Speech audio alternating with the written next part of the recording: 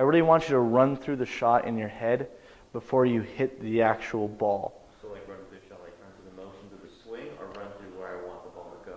Visualize every shot. So before every shot, especially with your driver, since you tend to hook it, I really want you to sit there and maybe step back, or while other people are hitting, just kind of be in your own little world and think, what do I want this shot to do? And by visualize, I'm not saying it went in the hole. I'm saying, watch yourself in your mind, step up to the ball, hit it, watch it fly, land and bounce, watch the entire thing.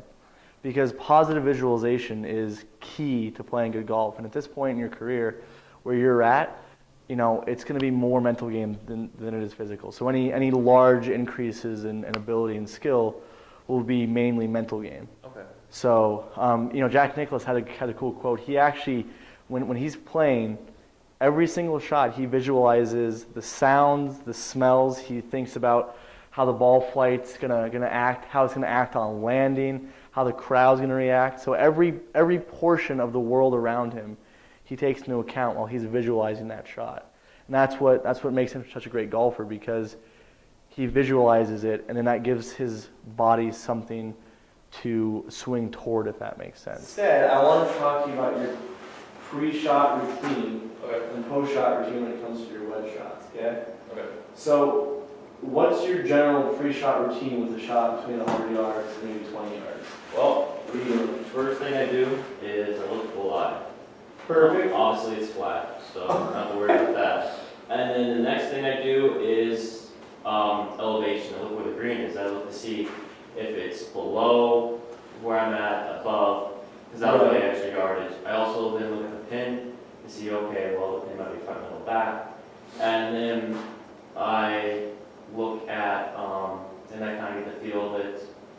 And then I'm trying to do what you said. I haven't done this yet because I haven't been on the course. What about visualize it? Yeah, kind of visualize it. It's kind of hard when there's a screen. I know, Yeah. And then I walk up to it, and I sit up like this to the ball. Perfect, I like that. I focus on my grip because that's one of the main things I've been working on, is not getting too much of a strong grip. I do this, and take my stance, and then set the club down, look at it, set the club down, and swing. Perfect. I like that a whole lot. So one thing that I want, I'm just going to add one thing to that, and that's see it, feel it, trust it, and do it. Like I was saying before, see it, it's all about visualizing the shot, and feeling it, take a practice swing before you hit. So it's not practice swing, analyze, line, all that fun jazz, and then go hit it. It's do all the analyzing beforehand, visualize afterwards, take a practice swing to emulate the shots you want. But then once that happens, two things happen. You need to trust that shot 100%. If you don't, back off. Because as soon as those negative thoughts come in your head, you're done for, okay? So trust it 100% and then execute it. But then during the execution phase, you might have one or two swing thoughts, but other than that, all the times are already done. So that's kind of the only thing, in the pre-shot game that I would change, is to just see it, take a practice swing, feel it, and then just go up and do it, right?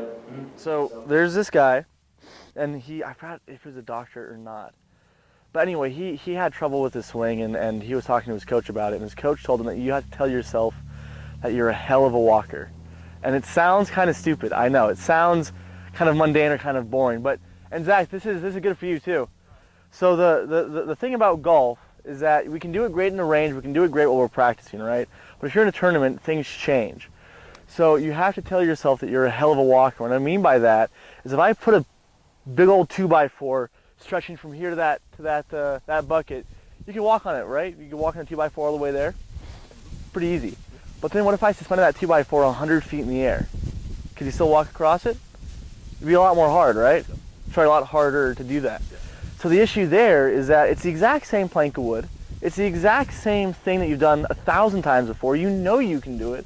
So you just got to tell yourself that you're a hell of a walker. So when you step up, my advice to you in terms of the mental aspect of bunker play is to decrease that uncertainty by telling yourself, instead of saying, wow, I hope to get near the green, or sorry, near the pin, I kind of hope to get somewhat close, say, no, I will put it 3 feet from the pin, or I will do that.